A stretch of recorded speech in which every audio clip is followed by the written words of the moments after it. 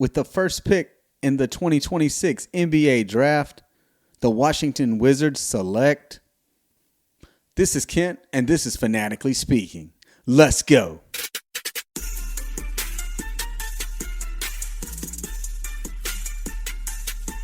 Hey, what's up, everybody? Welcome to another episode of Fanatically Speaking, and going to get into the NBA draft lottery results, the order, who's coming out of college, who could be the picks, who could not be the picks, what all happened with those lottery balls and this current system that they have. So as we get into it, we want to see, who won the lottery, who didn't win, and just the again, the outcome. What's the results? What does this all mean, right?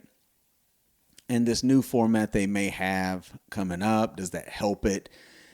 Or could they just listen to Fanatically Speaking and get that, fix it all? Once again, I know there's a lot of episodes on this. A lot of times I mention the draft lottery fix, and I say that because it will fix the lottery, it'll fix the tanking, it'll fix everything in the NBA, and give everybody more money. The league, the players, spotlight everything. If they would just listen, or someone send them a clip, whatever you got to do. So as I mentioned in the opening, the Washington Wizards won the lottery. They will be picking number 1. They were basically the worst team in the league, and now they are going to have the first pick, and they get to pick whoever they want, obviously. With that first pick, and I got a little issue with it, only because the Wizards were one of the, most tanking teams ever. As we talked about tanking all year in the league, the media talked about it, on here. It's like they were playing, teenagers on their team. They gave up 83 points to Bam Adebayo. They didn't give up 83 to LeBron James, Kevin Durant, Anthony Edwards, Victor Wembanyama, Giannis, Jokic, Luka. How many more stars am I missing? Tatum, Brown, anybody and everybody. Name the top stars in the league. They didn't give up 83 points to them. They gave up 83 points to Bam Adebayo. They, in that joke of a game, mainly a joke of a fourth quarter, by the way, against the Miami Heat.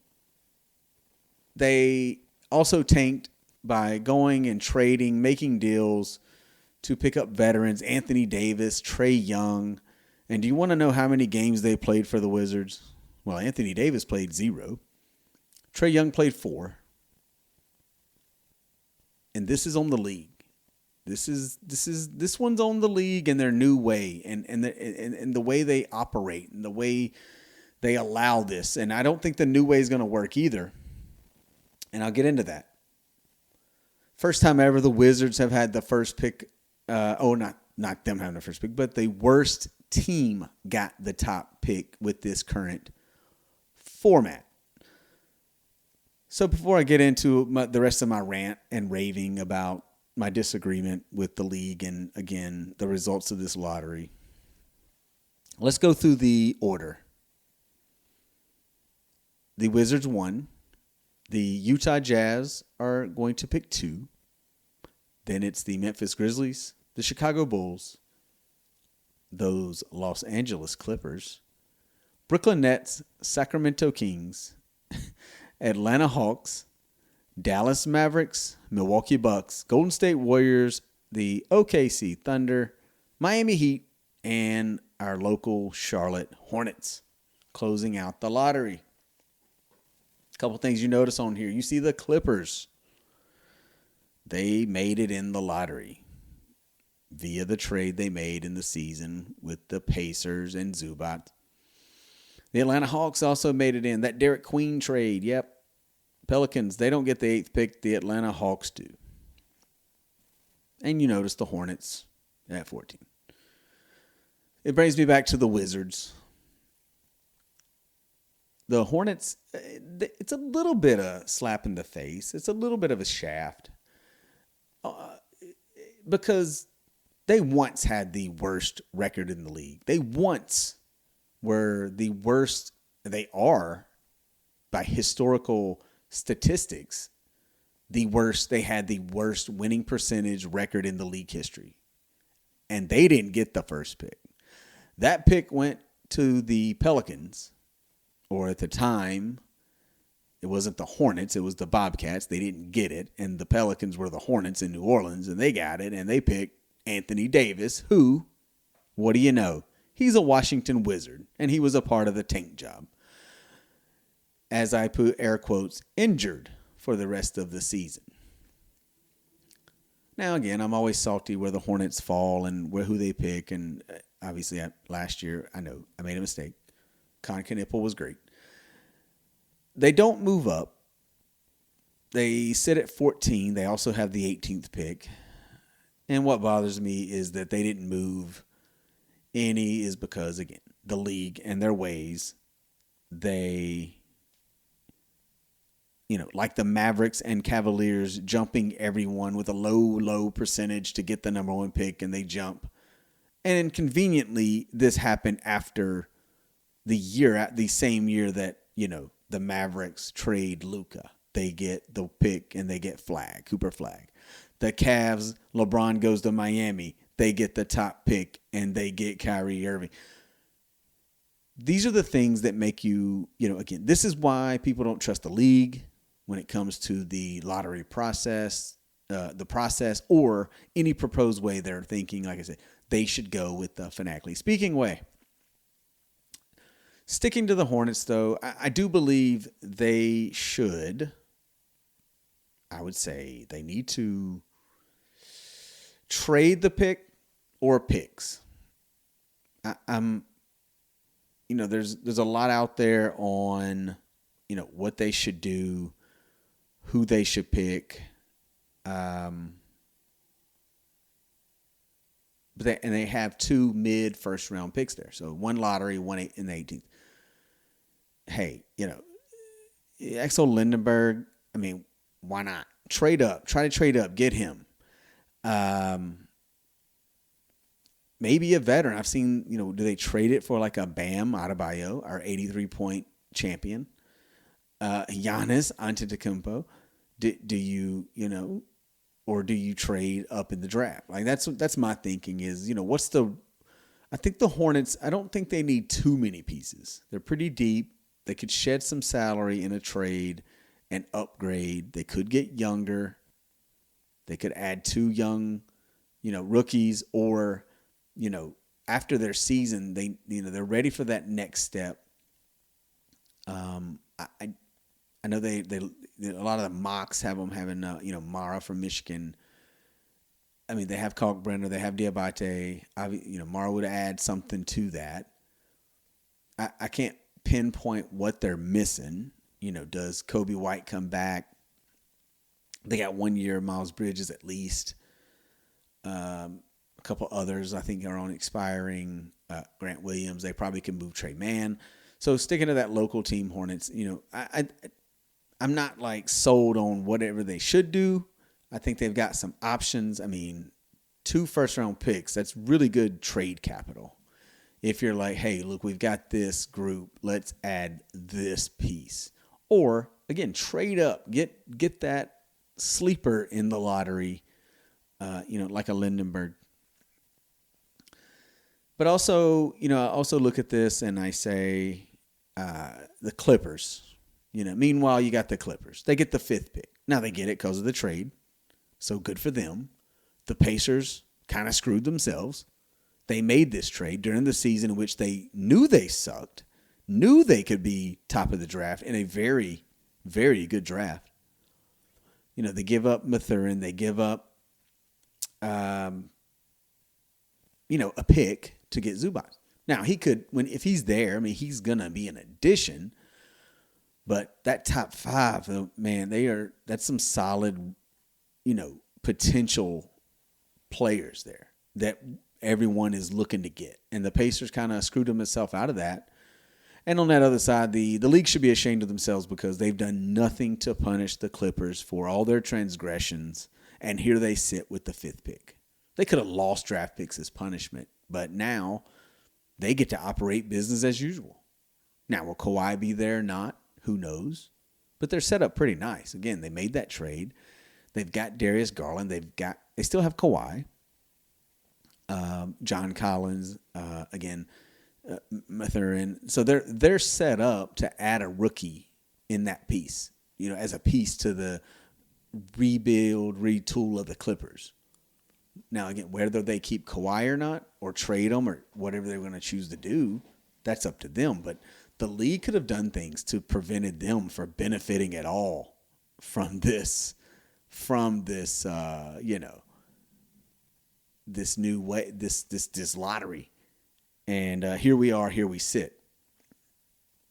But I wanted to look at some of the mocks and just say, okay, what's the early votes looking like in the mock?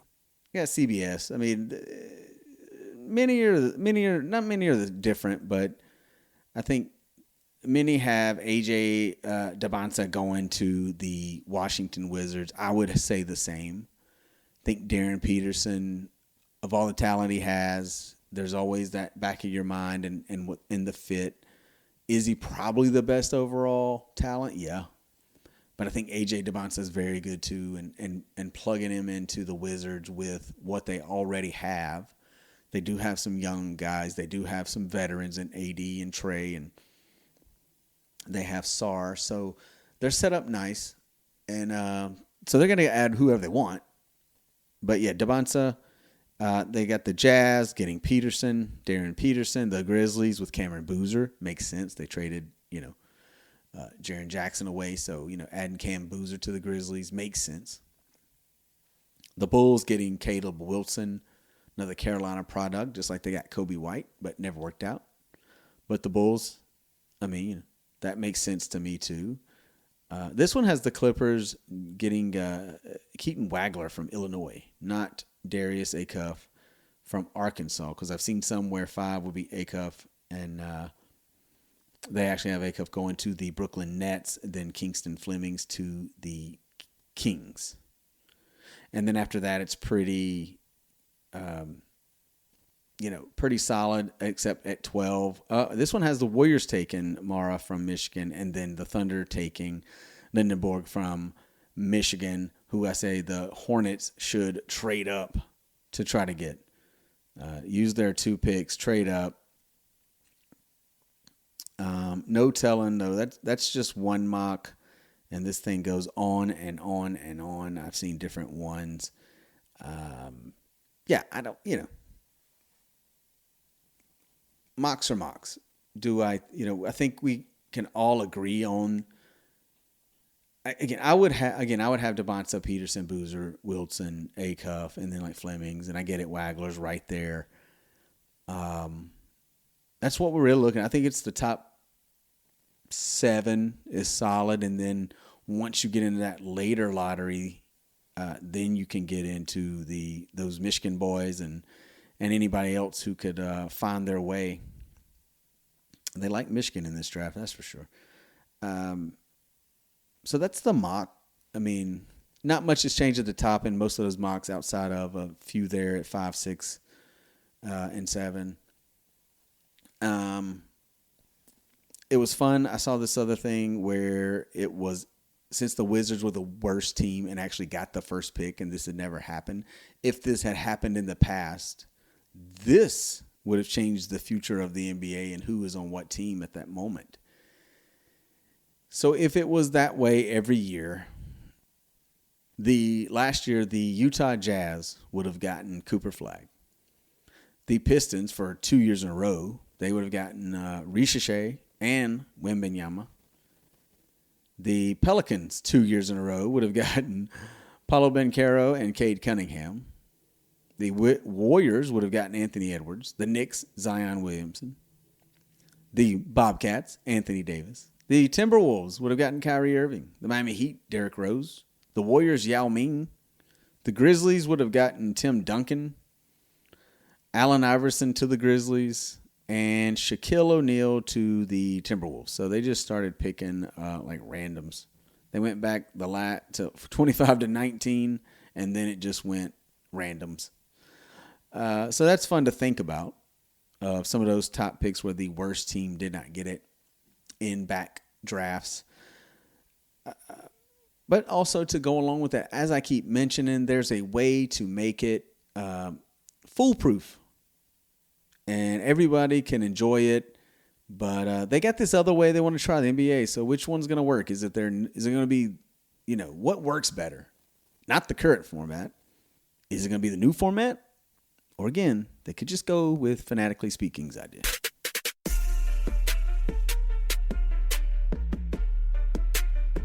All right, so the NBA, they're proposing a new format to fix tanking. Not really fix the lottery because they're going to still do the weighted balls, percentages, and all that garbage where they're not transparent. We need transparency in this. Too many questions. They have a new format idea where they want to do a anti-tanking reform called the 3-2-1 lottery. It includes, one, expanding the lottery to 16 teams, flatten odds, and a relegation zone where the bottom 3 teams would be penalized with fewer lottery balls for the number 1 pick, starting with next year's draft.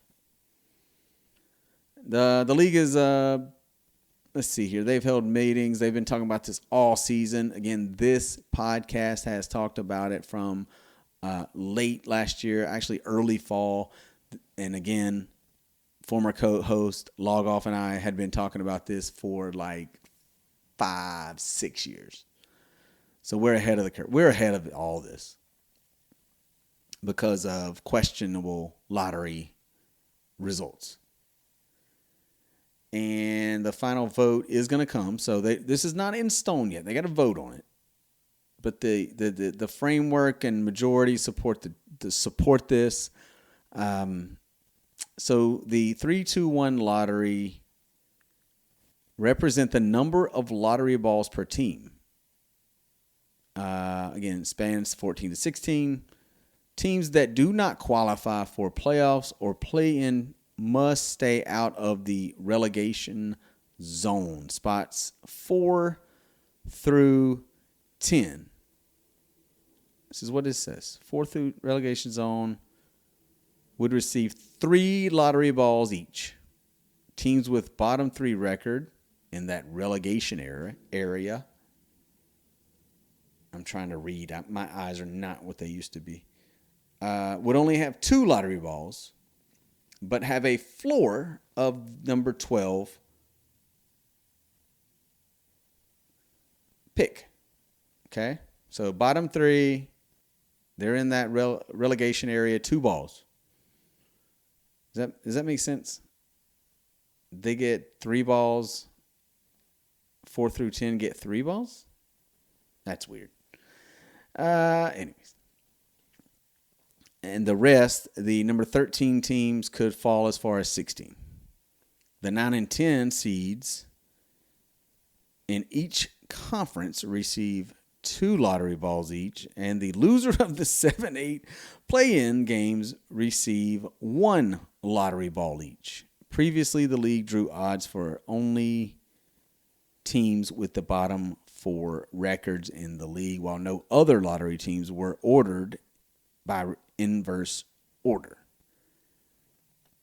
Let's see what else they got. Under this proposal, all 16 teams will be in the drawing, so that's a little better. Some of this is okay. Like, not as many balls. They're saying, you get 3 each, 2 each, 1 each. That's the idea on the 3 ways, right? Look at the few ways that it happens. No team would be able to win the top pick in consecutive years or be able to win 3 consecutive top 5 picks. So again, trying to get you not to be a loser of a team and try to build every year in draft. I get it. Teams would also not be able to protect picks in the 12 to 15 slots going forward. The proposal Includes a sunset provision so that new system would expire after the 2029 draft, and they could transition to a new one after that, because mainly the NBA's collective bargain agreement runs through 2029-2030 season. The league would also have expanded disciplinary authority to regulate tanking and have the option to reduce lottery balls or modify draft positions under the new proposal. So, I get what that's saying, this 3-2-1, and they want to punish teams for draft picks, even though they didn't punish the Clippers at all for scandalous behavior, cheating, paying Kawhi Leonard with money they promised, but you're getting it somewhere else, not under the actually. It's a mess, right? And there's more to than the Clippers. All that we've talked about before as well. So now they want to punish teams who are tanking. I get it, right? Now, the fanatically speaking way, once again, is you just hold a tournament. You just play a tournament after the season. It's pretty simple. Play the play-in games. When they're out, they get seeded into the lottery tournament, and then those lottery teams play. There are fines and penalties and punishments if players do not play, or there's incentives for that. There's incentives to win. Then you get more TV time, and you're covering your days. You get extra rest for teams in the playoffs. There's all kinds of benefits to this for the league, for tanking, for the lottery, because again, as we mentioned, I'm just going to go over it briefly, is that the fanatically speaking way tournament seeded, based on record, but the seeding and the home teams would be the teams that actually were the higher seeds closer to the playoffs. The lower seeds, you get no benefit, and you would be on the road. So again, tanking doesn't work. You don't have an edge because you got to win the tournament to get the top pick. So it would come down to the top two teams in the tournament, who are the final two teams. And the winner gets the first pick. The loser gets the second pick. And then all the other balls, all the other teams will be randomly drawn live on television. Again, think about the viewership watching that. Not behind closed doors. Everything's out in front. Everything is transparent. All the teams are earning their spot. They're playing throughout the season not to be the worst team or one of the worst teams, because you want to host a game and you want to try to win. You want your players to play. And you get paid extra, and you get more income, more games, more revenue, more TV time. I mean, it's all there. The extra rest for playoffs teams. Everything is set in place. Now, the play-in, that there is a question mark there, I think, because they would have to play and then start the tournament. Now, benefit for them, they would be at the top of it. They would be hosting. These play-in teams would have a chance at the, top pick. Now, they got to win at home. But again, it makes every team in the league actually try.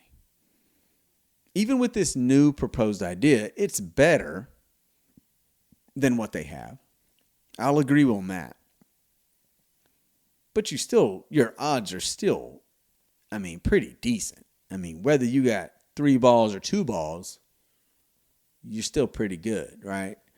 Those one ballers, it's going to be tough for you. But they are talking about the penalties, for this. So you're pushing, or you can't, the penalties, and then you can't pick back-to-back years, number one, or 3 consecutive in the top 5. That's all good stuff. It really is. I like it. I think if you're trying to fix not just tanking, but the league, and that's where our way works. When you have this lottery tournament, that's where this works. And that's the difference. This is, our fix is not just about just the lottery and just the tanking. It's everything. More money, more, again, get rid of the play-in tournament. Nobody wants it. Well, let's just have, if you're going to do a tournament, do this tournament for the lottery, for that top pick. I mean, think about the excitement. The players, again, how you get them to play, you pay them more money. You do something. There's all kinds of ways to make this work. I like it a lot better. I don't like the randomness. NBA needs help with stuff like this in the league to get guys play. And again, that's why I go with the Fanatically speaking way. And again, maybe because it is, it was our idea and we want to benefit from that for sure.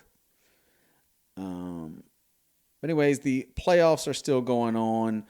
Those are breaking down. I don't have much, I'm not going to get into the playoffs right now because I've already done it, so we'll see how that shakes out after this round is done. We know right now the Knicks are moving on. The Thunder are, they're about to move on. And the other series, I think they got a few more days to settle. Pretty good stuff.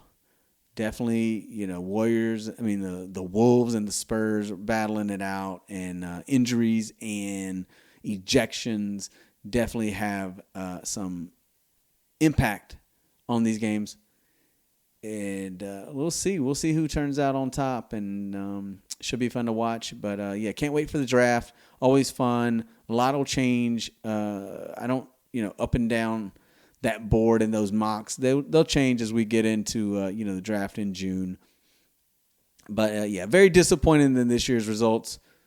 And, we'll see if they, pass the new format going forward. Does tanking get better? Does league play get better? But hey, Adam Silver, call me up now. We'll help you. We'll get it figured out. I'll get log off back on the show, back on the phone. We'll be up there with our suits and our briefcases, ready for a meeting and a PowerPoint presentation to show you all how to fix your league, fix the lottery. But anyways, as for that and this show, it's over for this episode. Listen to the show on all podcast outlets, even YouTube. No video on YouTube, but you can listen. Follow on social media, Facebook, TikTok, Instagram. Keep up when you can keep up when all the episodes are available, all the topics. Stay connected. Listen, share, like, follow, comment, download, all that fun stuff. Especially listen and share. Remember, whatever device you listen to, just go and tap that app. And for that and this episode, I am